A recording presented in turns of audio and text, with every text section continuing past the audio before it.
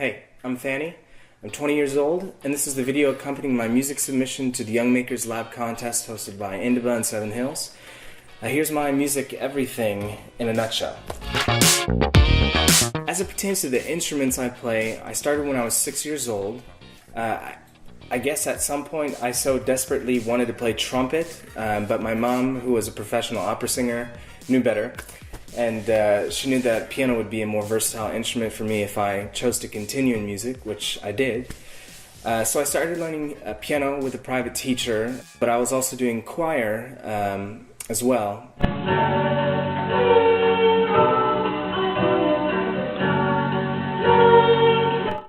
When I went to middle school and I had the actual chance to pick up trumpet, for some reason I did not go with trumpet and I went with clarinet, and so I played clarinet. I trained on the clarinet for 3 years, playing in the top bands and whatnot. And then comes high school, I had zero interest in doing marching band, so I chickened out of band in general. I no longer play in the clarinet, and joined choir again instead my freshman year. So as a singer, I found that my music was excelling, my musicianship and ability was excelling at a rate and in a way it hadn't before. My talent and my ambitions were being brought to the limelight, being supported. I consider myself a singer. My primary instrument is my voice at this point in time.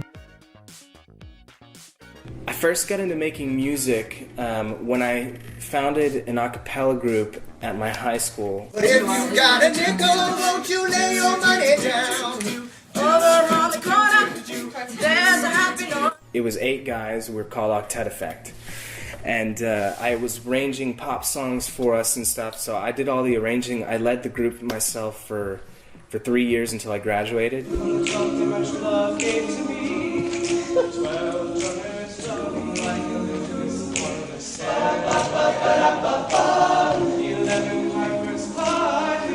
So those hours arranging those compositions for that group, Octet Effect, was kind of my first real taste into the realm of composition. So during my time in Octet Effect, I picked up some rudimentary beatboxing skills to add vocal percussion to our arrangements. And after I left the group, after I graduated high school, I started to hone that skill a little bit more to a decent level.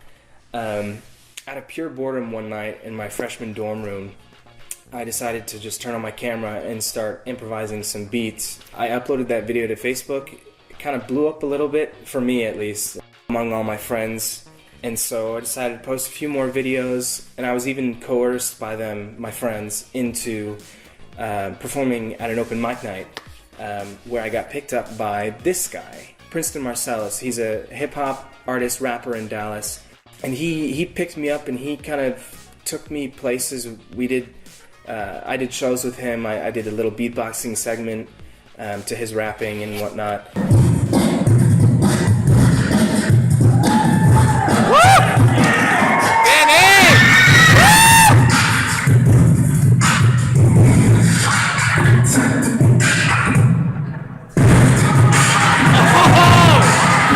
That connection with him really kind of branched out into a pretty cool network. I ended up meeting a lot of musicians, a lot of rappers. I ended up working with a few of them, recording on an album and things like that.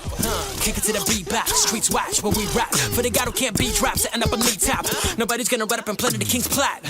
So as I was doing all this hip-hop stuff, I was juggling a double major at the University of North Texas. I was majoring in vocal performance and composition.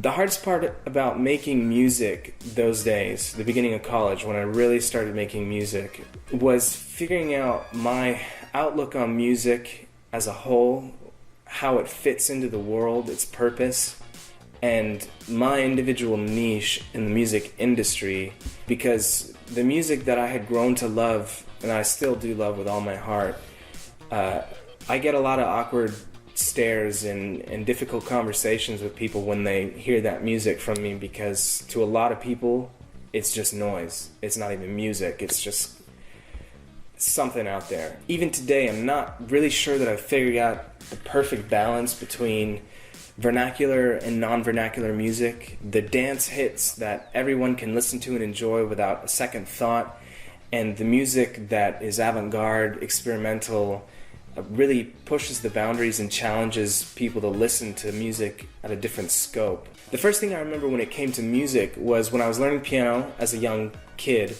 I had learned my first song on the black keys on the piano, and I phoned up my next door neighbor, and I wanted to play it for him. I still remember it, actually. It's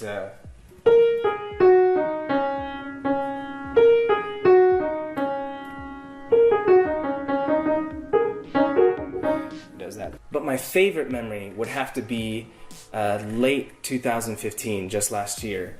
I had gotten on board to write and produce a full-length LP with a funk band, a local funk band in Denton, Texas. And I wrote a song for it called The Unforeseen Saint. It was a piece, an instrumental piece. When I first heard it played by the band in our first rehearsal, even though it was really rough and it was the beginning of the project and we hadn't rehearsed on any music, but there is something really special to kind of seeing the music that you write down on the page being reproduced live in a group of musicians on organic instruments together.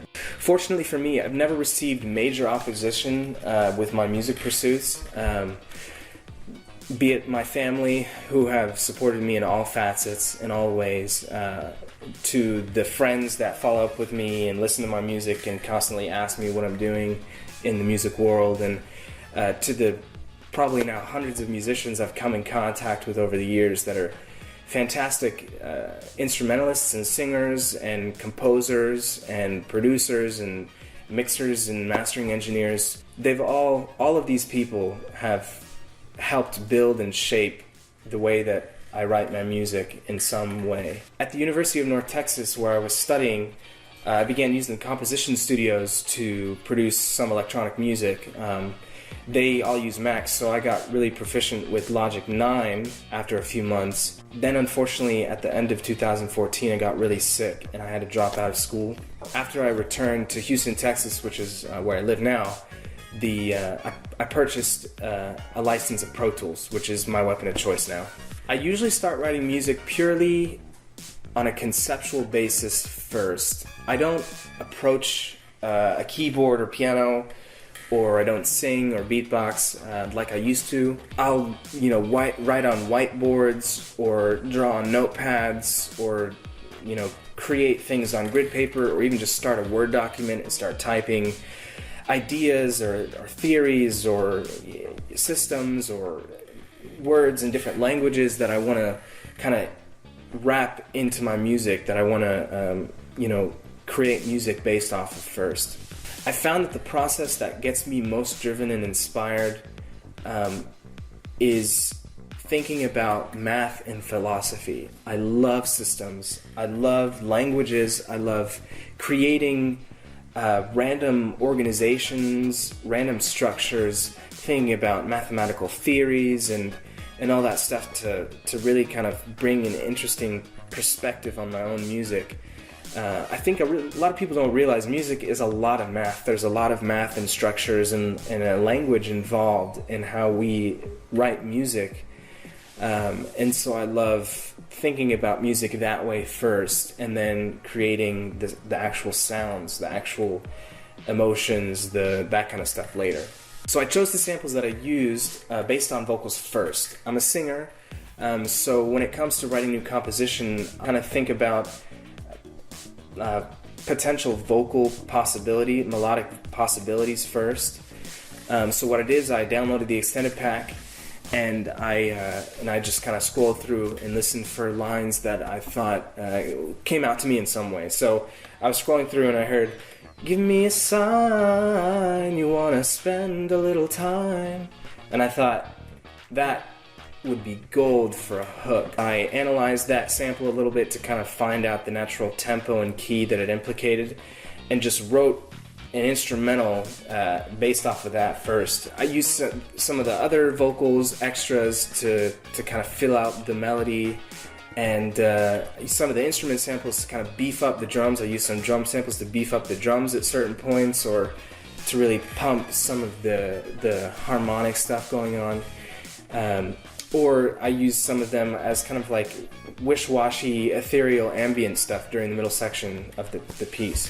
For me, I never really paid too much attention to emotion in the music I'm creating. When I was studying at UNT,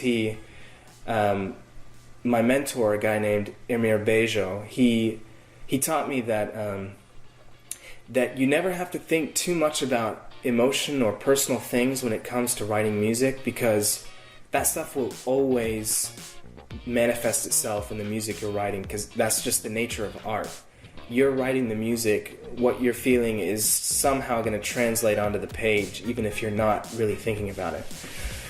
So instead of thinking about the emotions that I'm feeling or want to portray or want the audience to feel or understand, I think about music as a problem that I create a problem, and then I have to solve that problem in the most efficient, creative way possible.